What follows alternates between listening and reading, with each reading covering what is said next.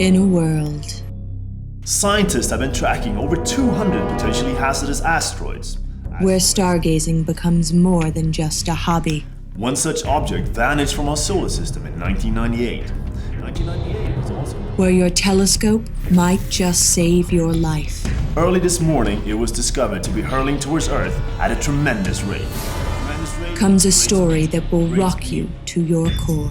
This object will impact Earth in the next 30 seconds. Asteroid. I repeat, there's an asteroid hurling toward Earth right now. It's coming. It's coming.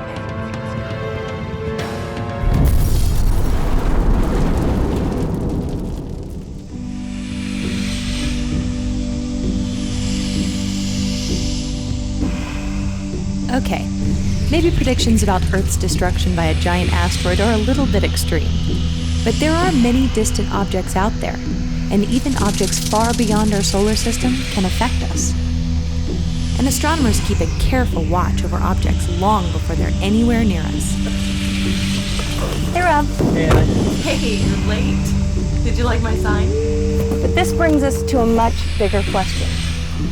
How do astronomers study distant objects in space? I don't know.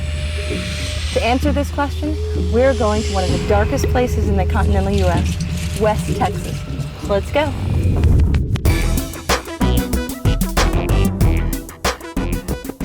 The advantage of being way out here is that astronomers can observe the night sky without interference of city lights.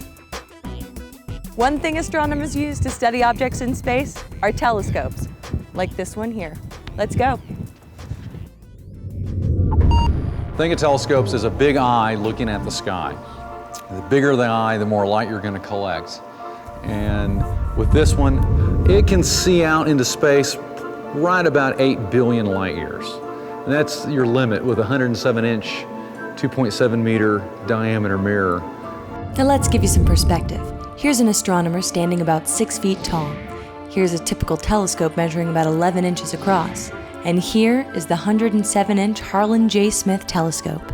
But we found out that an astronomer wouldn't even use this telescope to find an asteroid. There are dedicated telescopes for studying comets and asteroids to keep an eye on that, so astronomers can go into other things while these other telescopes constantly watch the sky.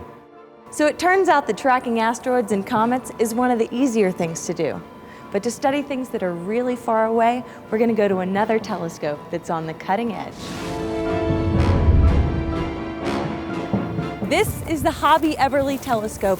It was designed to look really far away. I'm talking 9 to 12 billion light years away. So let's go see what it does.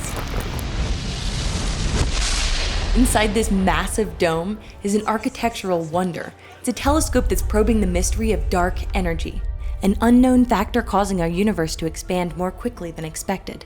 And it's all possible via a set of 91 hexagonal mirrors acting as one. While the 107-inch telescope has a diameter of 2.7 meters, this telescope has a reflective surface of almost 11 meters.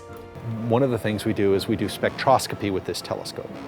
And spectroscopy breaks the light up into its component parts.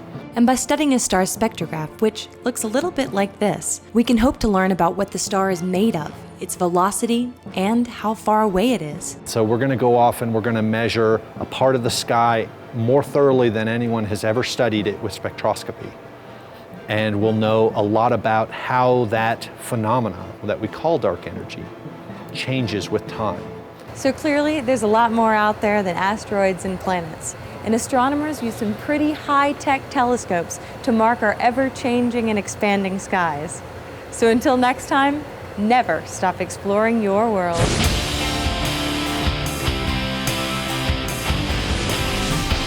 Here's something for you to try. Go outside at night, lay down, and look up. Start making some observations. What do you see? You might see things near us, like satellites or planets.